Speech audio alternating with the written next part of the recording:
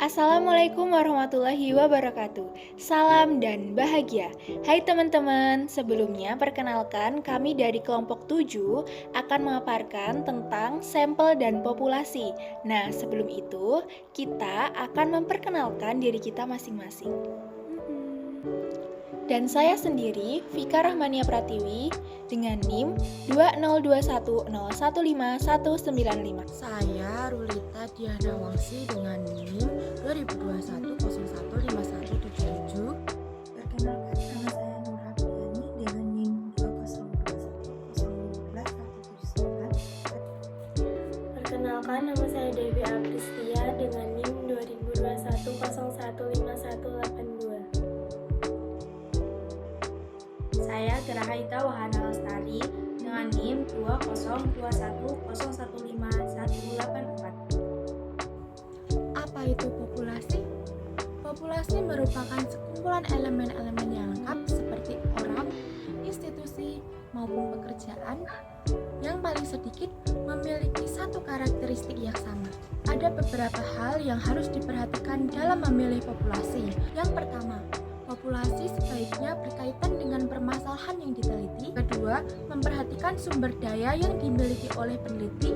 Yang ketiga, ukuran populasi jangan terlalu luas. Dan yang keempat adalah keterjangkauan peneliti.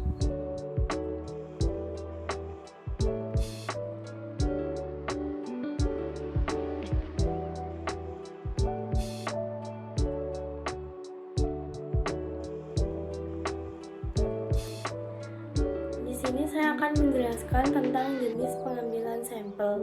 Yang pertama ada probability sampling, yaitu sampling probabilistik. Biasa digunakan untuk statistik inference, mencari parameter populasi dari sampel yang diambil. Prinsip dalam probability sampling yaitu bersifat Epsom, yaitu equality probability sampling method.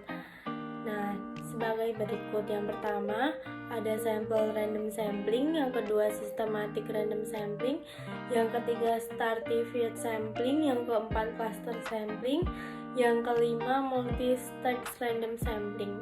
Selanjutnya ada non-probability sampling, yaitu sampling non-probabilistik. Biasa tidak dihitung probabilistiknya. Unit elementer di populasi untuk terambil sebagai sampel.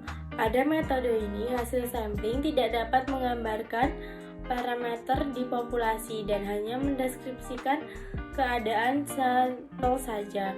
Menggunakan metode non-acak untuk menarik sampel dan sebagian besar melibatkan penilaian jenis non-probability sampling. Cara penentuan besar sampel. Yang pertama ada validalitas.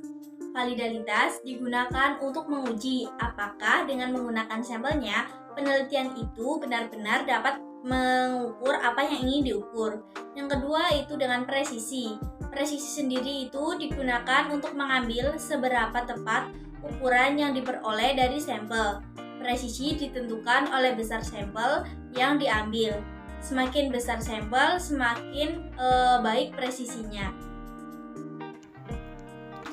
Nah, selanjutnya ada macam-macam teknik pengambilan sampel yang terdiri dari dua macam. Yang pertama adalah probability sampling dan yang kedua adalah non-probability sampling. Teman-teman, probability sampling itu adalah pengambilan sampel secara acak yang terdiri dari 4 tipe. Yang pertama ada simple random sampling, yang kedua ada systematic random sampling, dan yang ketiga ada stratified random sampling, lalu yang terakhir ada cluster random sampling. So, yang kedua ada non-probability sampling atau pengambilan sampel tidak secara acak melainkan berdasarkan dengan kriteria tertentu. Untuk kriterianya, yang pertama ada purposive sampling, yang kedua ada snowball sampling, yang ketiga ada accidental sampling, yang keempat ada quota sampling, yang kelima self-selection sampling, dan yang terakhir ada saturation sampling. Nah, teman-teman, itu tadi adalah pemaparan tentang sampel dan populasi dari kelompok kami. Semoga dapat bermanfaat bagi teman-teman yang sudah menonton. Terima kasih.